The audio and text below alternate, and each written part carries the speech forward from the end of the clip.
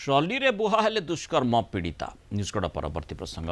एपटे स्वतंत्र अधिवेशन विधानसभा जारी रही बेले ए प्रकार घटना युवती को दुष्कर्म पर हत्या उद्यम निश्चित गुरुत्व बहन कर ढेंकानाल भापुर डाक्तरखाना को ट्रली रे परिवार लोके बोही नेबा पाई बाध्य होइछन्ति परे पीड़िता को कटक बड़ मेडिकल को स्थानांतर करा जायछि जीवन सह संघर्ष करुछन्ति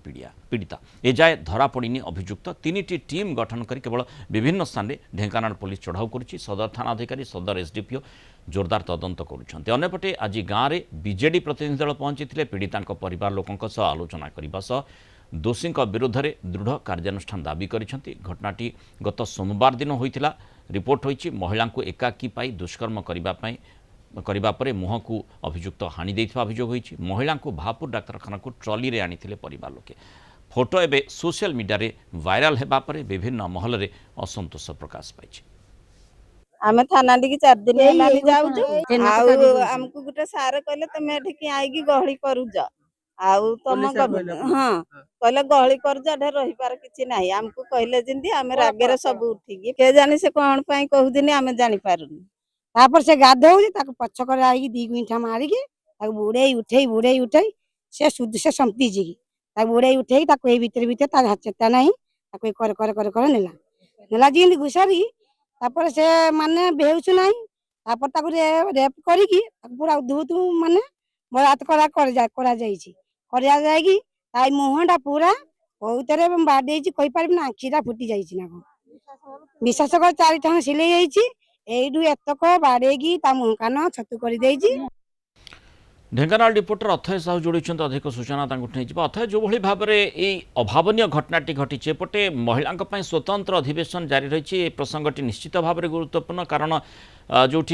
महिला गोटे युवती को किभली भाव में दुष्कर्म करा अभियोग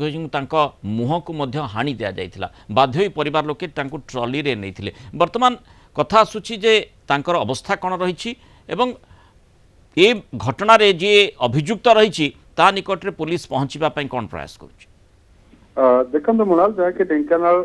भापुर अंचल रे महिला को दुष्कर्म और हत्या उद्यम घटना रे विभिन्न महल रे प्रतिवाद एवं क्षोभ प्रकाश पाई खबर प्रसारण पर आज बीजेडी एक टीम घटनास्थल रे परिदर्शन करिसेंती ता सहित पूर्वतन विधायक जी अच्छे से भी विधानसभा रे महिला बिल गृहीत होता बेले सरकार महिला को तो वर्तमान क्षेत्र में सुरक्षा दबारे माने करिवारे त्रुटि देखा जाइछि अन्यपटे जदि देखिबा घटना को पुलिस गुरुतर सह नहीं परिवार लोकों पाखरे माने पहुंचती घटना को 72 घंटा बीती जाइतिले पुलिस अभियुक्त को धरिबारे विलंब होइछि एवं अन्यपटे अभियुक्त माने संदेह कहा पर करा जाउछि कि परिवार लोके कौन से संदेह प्रकाश करिसंती कहा को जेहेतु बर्तमान पुलिस 3टी स्वतंत्र टीम गठन कर अभियुक्त को तुरंत गिरफ्त करने प्रतिश्रुति देइछन्ती जहाँ घटना थिला जे भापुर जो सापुआ नदी निकटरे जो महिला कह जाउछि 23 वर्ष महिला गाधोता बेले एकुटिया देखी दुर्बृत्त जहाँ परिवार पक्षर थाना अभियोग कर बलात्कार कर धर्षण पर जीवन में मारिदेवाई उद्यम कर एक गाई चरौवा लोक देखला से छाड़ी पलैथिले परिवार लोक प्रथमे भापुर मेडिकल पर ढेंकानाल मेडिकल एवं गुरुतर थिबारु कटक को स्थानांतरित कर महिला जनक वर्तमान सुधा अवस्था गुरुतर रही अन्य पटारे पुलिस बड़ अधिकारी माने जमीक सदर थाना आईसी कहतु एसडीपीओ कहतु घटनास्थल में पहुंचती और 3टी टीम कर विभिन्न स्थान में चढ़ाऊ जारी रखी अभियुक्त को धरिया अन्य पटारे बीजेडी एक टीम जे कि डॉक्टर अविनाश सामल नेतृत्व में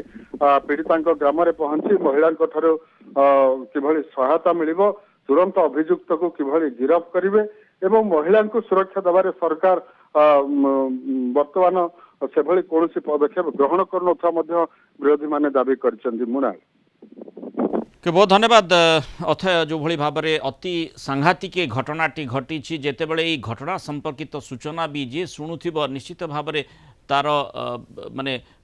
रोम सिहरी उठिब जो प्रकार घटनाटी घटी जड़े युवती सहित जितेबाला आम महिला को नहीं बारंबार चर्चा करुचे प्रकार घटना घटवा निश्चित भाव में तांकर सुरक्षा उपर गोटे बड़ प्रश्नवाची सृष्टि करुच्ची। निश्चित सरकार एवं प्रशासनिक कल को ए बाबद में उत्तर रखा पड़ो कारण लोकंकर महिलांकर सुरक्षा को नहीं जितेबाला गुरुत्वर सहित विचार करा जाउछि बोली कहा जाउछि।